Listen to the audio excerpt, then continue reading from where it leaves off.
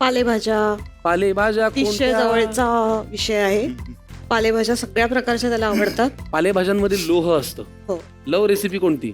आज आपण मेथीची भाजी करूया. हा एकच गोष्ट बाहेरून घरी घेऊन येतो ते म्हणजे पालेभाजी. कारण तो सकाळी जिमला जातो ना तेव्हा खूप सुंदर मार्केट असं फुललेलं असतं आणि खूप छान फ्रेश भाज्या मिळतात. तो अगदी हमखास पालेभाज्या रोज घेऊन येतो घरी. चांगला गुणी नवरा आहेस रे तू. ऑफकोर्स बघ ना, संसारी हो. प्रापंचिक सगळं. हे फक्त आठ्या काढून म्हणाल असतं आम्हाला छान वाटेल. मी हसतोय रे. अच्छा ओके. तर समुद्री मेथी का? हा, क्या बात आहे. चला मग समुद्रातल्या मेथीसाठी लागणारं साहित्य काय ते घेऊन या. चला देवदत्त साहेब आणि कांचन वहिनी, आपल्याला पहिला पदार्थ करायचा आहे मेथीची भाजी. चला लागणार. इथे 2 हिरवं काहीतरी दिसतंय मला. हा ती मेथीच आहे. हा ही नेहमी जी मार्केटमध्ये मिळते तशी मोठ्या पानांची मेथी आहे आणि ही पण मेथीच आहे.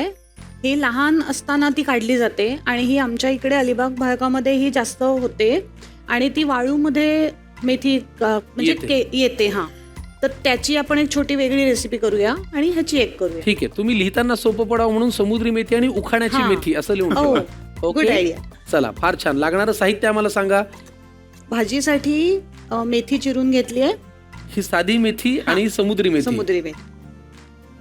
भाजीसाठी कांदा, लसूण, मिरची, हिंग म्हणजे फोडणी नेहमी आपण करतो तसं हिंग आणि हळद हे आपण भाजीसाठी वापरणार आहोत आणि खोबरं. बरं. आणि कोशिंबिरीसाठी ही चिरलेली मेथी आहे.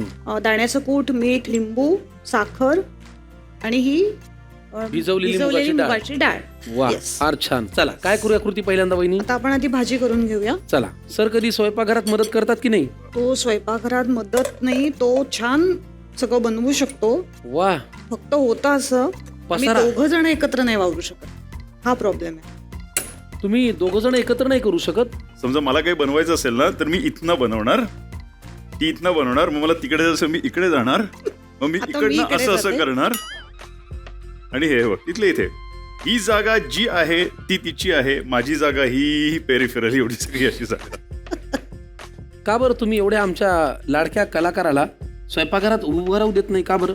तो इतकं काही त्या ओट्यावर मांडून ठेवतो आणि हलतच नाही तिथून. मग मी माझी कामं कशी करणार? मला एक सांग, त्या कधी तुझ्या मेकअप रूम मध्ये येतात का?